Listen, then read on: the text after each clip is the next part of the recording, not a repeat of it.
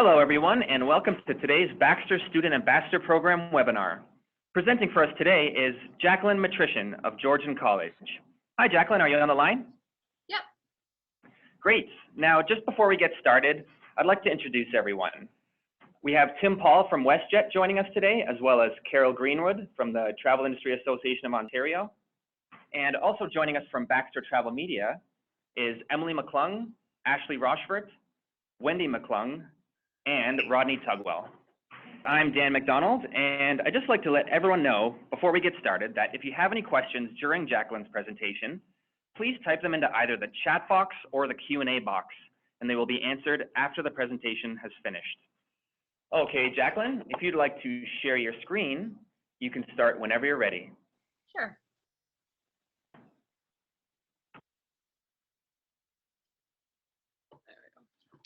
Looks good. Okay, so as David was saying, my name is Jacqueline Dmytryshyn, and I am a tourism and travel student from Georgian College here in Barrie. And to get us started, I'm just going to go over the overall history of WestJet itself. And so it started in 1996. Its first flight was on February 29th. And by the end of 1998, they had already served over 3 million guests. And by 2004, it introduced many services to the US and many destinations, including California. And by 2010, WestJet flight attendants were named the industry's best. By 2011, it was listed amongst Canada's top 100 employers. And by 2015, they had already had one of their best years with the unveiling of the Frozen Plane. And it welcomed 20 million guests, and WestJetters themselves have performed nearly 32,000 mini miracles as part of their Christmas campaign.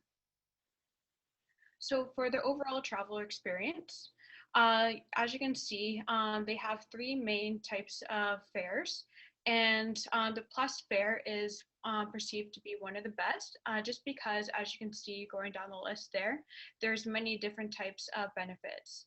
So with the Plus fare, you get advanced seat selection, there's itinerary name changes, and there's no cost to that for the Plus fare itself. There's a refundable option included with that as well. They also receive priority security screening, as well as they receive first and second check bag is included with that as well. In the second chart, as you can see, the LQ fares originally were included in Flex. They are now have been moved over into economy fares. We'll be talking more about that later on into the presentation. So these are the main types of planes that WestJet accommodates. So they have the Boeing 737, 600, 700, 800, as well as the 767, which is one of the newer planes, as well as the Boeing -8 Q400.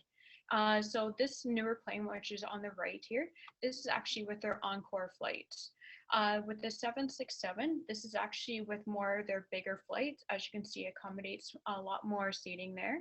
And with the color coding that you see going on there, the green is actually associated to what is considered to be the best seats, just because, as you can see, they're accommodated more towards the front, and it gives you more footing. So people that are requiring a lot more seating arrangements and motion, stuff like that, this would be ideal for travel agents to book them more towards the front, things like that.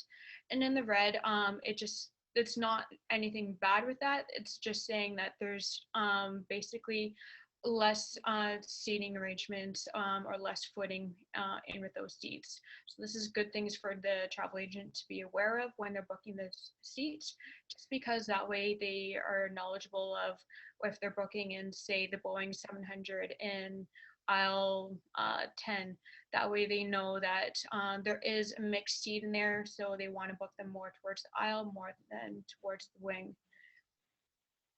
So WestJet specializes in 3 main types of groups. So they specialize in business groups as well as weddings. So they've added in a new feature, which is called Simplicity Travel. So this goes in between Toronto, New York, as well as Montreal. And the great thing about Simplicity Travel is that even though these distances are very short in length, they add in so many more benefits. So it gives people plus upgrades, allows people to stay connected, and there's the added benefit of airport lounges. They have the ability to reserve a hotel, and the best added benefit that I believe that enhances this is that say you leave from a meeting earlier, or even if your meeting is later and but you booked that flight at a specific time, you have the added benefit of being able to rechange that time to accommodate your now changed schedule. So with the group travel, they have personalized groups and a dedicated specialist to help you out with that, with your group, as well as flexible payment schedules and unlimited amount of name changes. This really helps travel agents just because the fact that there's many times when your customers are going to be coming in and just not knowing all the specific details, and they tend to always come in always wanting to change certain aspects of this. So always having those options available really help out that travel agent. And so for wedding, it's very similar. They have a dedicated specialist to help you out. They also have a room minimum, and that is set at 5. However, this changes depending on the resort that you're booking at. The bride and groom deposit, which is brand new, and that's set at 150. So it's no longer the group has to pay a deposit, it's just the bride and groom deposit. And they also have a group payment for 90 days. And so if once the bride and groom has put their deposit down, then the group just has to pay their payment on 90 days prior to departure. And they also receive a future travel credit and a resort credit. And they also receive many, many more upgrades as well. So this is the contact that you would use when booking their groups. And as you can see, depending on where you're located, you would use this type of contact. So say, for example, we're here in Ontario, you would use that Ontario contact. If you're located in the prairies, you would use the prairie contact. And the best part that I believe in my eyes is the fact that WestJet has made many, many initiatives to be a good commitment to the environment. So for the first off, they made their head office here in Calgary, and it has been gold certified in LEED. So they've have energy efficient lighting, they collect rainwater, as well as many other initiatives in order to get that gold certification. They've also been partnership with Carbon Zero. So this provides guests to allow, before booking their flight, to be able to see where they can actually put additional money into to offset the carbon offsets there. So the money goes into different projects around the globe, and to help sustainability there as well. And another thing that happened is back in 2003, they retired their older models of planes. So they are considered now the more modern aircraft as well. And so this helped by decreasing their aircraft efficiency by 15 to 30% on sustainability there as well. And WestJet is also in partnership with many different community involvement programs. So for example, we have the Make-A-Wish Foundation in Canada, as well as Ronald McDonald House Charities, WestJet Cares for Kids, Canadian Breast Cancer Foundation, WestJet Live Different Builds, and Airport Community Giving. So for example, for the Airport Community Giving, this is just local charities that WestJet is in partnership. And with this one that you see here, it is actually the Big Brothers and Big Sisters in Canada as well. Yeah, so there's many partnerships that WestJet is involved in. And so as you can see, there's the code share, the interline travel, and the rewards program. So these are all the code share partners that they offer. And the benefit of having the code share program is that all these different partners that you see here can actually use WestJet as one of their booking travel agencies and be able to book a flight using WestJet under its same name. Whereas with interline travel, say the a guest is wanting to go from say Toronto all the way over to China, but say WestJet, for example, doesn't go all the way specifically using their flights to go to China, they can use one of their flights and partnerships to fly them partway there and use a connecting flight with their partnerships to go to China there. And then with the WestJet Rewards program, they have ways in which many people can get money back by purchasing just a flight with WestJet. So they can earn up to 5% back just by purchasing a flight. And one WestJet dollar is equivalent to one Canadian dollar. And then an additional benefit is that with a purchase of, or not a purchase, but by redeeming the MasterCard, you can earn up to an additional 2% back with any WestJet purchase or like just any purchase in general. And then there's 3 tiers in which these benefits are redeemed by. So you're considered the teal benefit if you spend up to $3,000 within a year. And this is just on the flights. And on the silver package, if you spend between $3,000 to $6,000, you are considered the silver package. Whereas if you spend more than $6,000, you're considered in the gold package there. And WestJet is also given a new app, and these are all just a few of the benefits that WestJet has included on this app. So with this app, you can get your flight status and ability to view the trips. You can also have Apple Watch as well as the Apple Wallet sync. So you can view your boarding pass and be able to just connect your phone to the travel agents in the airport. And you can also have WestJet Connect. So you can have in-flight entertainment. You can also check in just by using your phone. And it also connects to your WestJet Rewards program. So you can check how many rewards I currently have just by checking in on your phone and how many more are needed in order to get to the next level. So this is where it helps for the travel agents. So as I was saying earlier about how LQ has moved over to economy, this doesn't really matter for the commission aspect. So as you can see, anything that is from LQ and above, you receive a minimum of 4% commission. And then if it's, even if it's economy, but if it's made from the Caribbean and Europe and things like that, you receive a minimum of 7% commission. And so the benefits for an agent booking is that they also get they also receive benefits with WestJet as well. So just with travel itself, with flights, the agent itself will receive 50 to 75% off any regular Y fares. That's considered flex fare. And the bookings must be made before June 15th. And with that, there's no actual blackout dates. And when it comes to WestJet vacations, they receive 20% off packages, and they can also add in 3 additional companions. However, they must be traveling with these companions.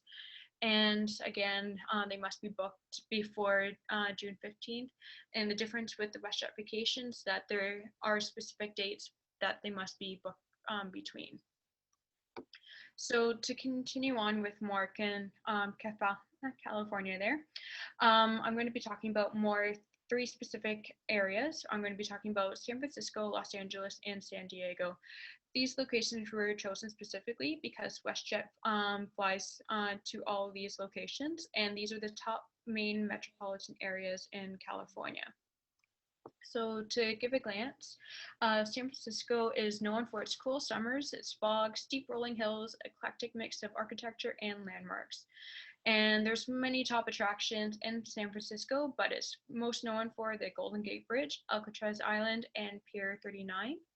Its leading activities include shopping and dining in restaurants and visiting its scenery.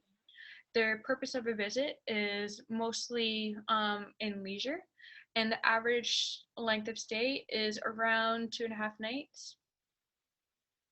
And for Los Angeles, it's most known for its sunny climate, beautiful beaches, and entertainment industry. And again, just like most like San Francisco, Los Angeles most known for its Hollywood Boulevard and Walk of Fame, as well as Disneyland and Universal Studios. And again, much like San Francisco, there's many restaurants and shopping that people like to partake in. And for the accommodation sector, it's the sixth largest hotel market in the US, and there are over 1,000 hotels available, and most of the hotels are located near main attractions. And when it comes to just general tourism statistics, the total visitors are 45.5 million, and there are approximately 23.4 million domestically. When it comes to San Diego, it's known for being America's finest city, and it's famous for the white sand beaches, amazing weather, and attractions for all ages. And its top attractions are Legoland, SeaWorld, and San Diego Zoo. And its leading activities are, of course, going to the beaches and shopping. So for some quick facts, we have 100 diverse neighborhoods and 30 miles of coastline. And many people like going around by many forms of different transportation. And they've recently introduced many forms of rail transportation, including the coaster and the sprinter, and it's all at low cost to travelers, so you don't really have to worry about renting a car or figuring out how they're supposed to be getting around San Diego. So a great thing that California has introduced is called the City Pass. This is a great way for tourists to be able to try out all the different forms of attractions that I pointed out earlier on. And so it includes a 3-day park hopper ticket to Disneyland and Disney California Park, as well as a 1-day admission to SeaWorld and a 1-day admission to Legoland. And the great thing about this pass is it also saves approximately $140 per adult and nearly $150 for each child. And so that wraps everything up. I just want to thank you everyone for coming out today and watching my presentation. And if you have any questions, feel free to ask them. Thank you very much, Jacqueline. So for anyone signed in via computer, please go ahead and type any questions you might have into either the chat box or the Q&A box, and I can read them out for Jacqueline.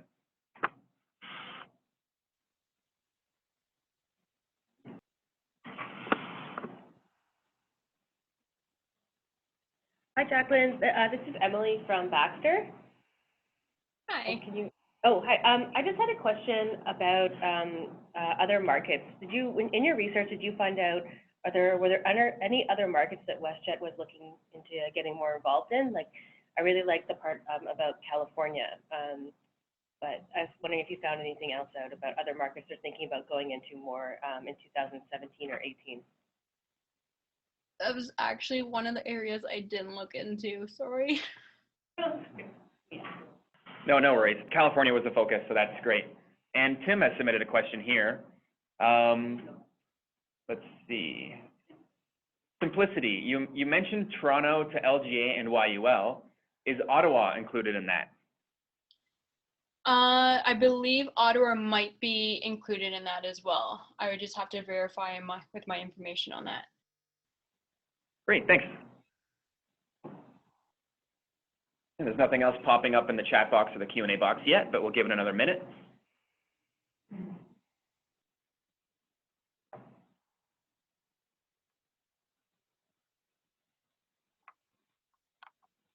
And it looks like that's it for questions. Jacqueline, thanks so much for your great and very thorough presentation today. Thank you very much. Yeah, it was great having you, and thanks to everyone else who signed into the webinar today as well. So Jacqueline, hope you have a great day, and we shall be in touch. Thanks. Okay, take care.